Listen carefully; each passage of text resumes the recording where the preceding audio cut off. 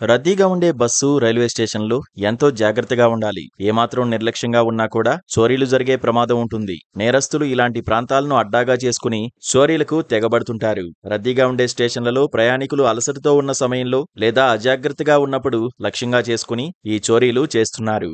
రైలెక్కేటప్పుడు లేదా దిగేటప్పుడు ఉండే తోపులాటలో పర్స్, మొబైల్ ఫోన్లు లాక్కెళ్లడం వంటివి చేస్తున్నారు. ఇక సికింద్రాబాద్ వంటి అత్యంత రద్దీగా ఉన్న రైల్వే స్టేషన్లలో పరిస్థితి ఎలా ఉంటుందో ప్రత్యేకంగా చెప్పాల్సిన పని లేదు.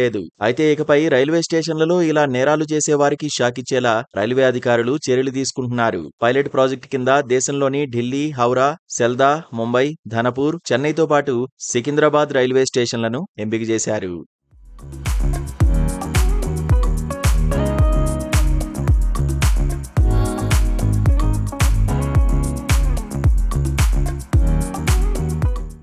రైల్వే స్టేషన్లలో సీసీ కెమెరాలు ఉన్నా వాటి కళ్లు గప్పి దొంగతనాలు చేస్తున్నారు. అయితే ఇక నుంచి దొంగల పప్పులు ఏమాత్రం ఉడకవు. రైల్వే స్టేషన్లలో దొంగల్ని ఏఐ టెక్నాలజీతో పట్టుకోనున్నారు. ఈ క్రమంలో రైల్వే స్టేషన్లలో జరిగే నేరాలకు అడ్డుకట్ట వేసేందుకు అధికారులు చర్యలు తీసుకుంటున్నారు.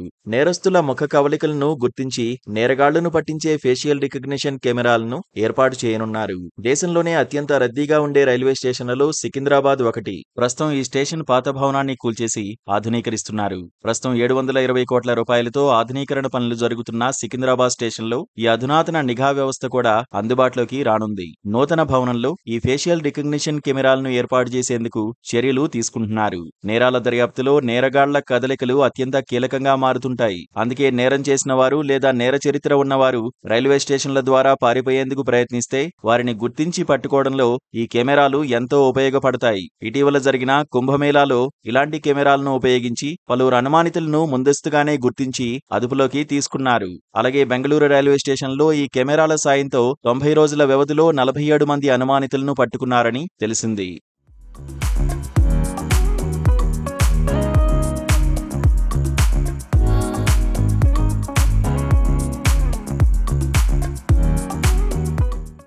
ఫేషియల్ రికగ్నిషన్ కెమెరాలకు సంబంధించిన డేటాబేస్ను నిల్వ చేసేందుకు ఢిల్లీలో సెంట్రల్ కమాండ్ కంట్రోల్ సెంటర్ను కూడా నిర్మించారు.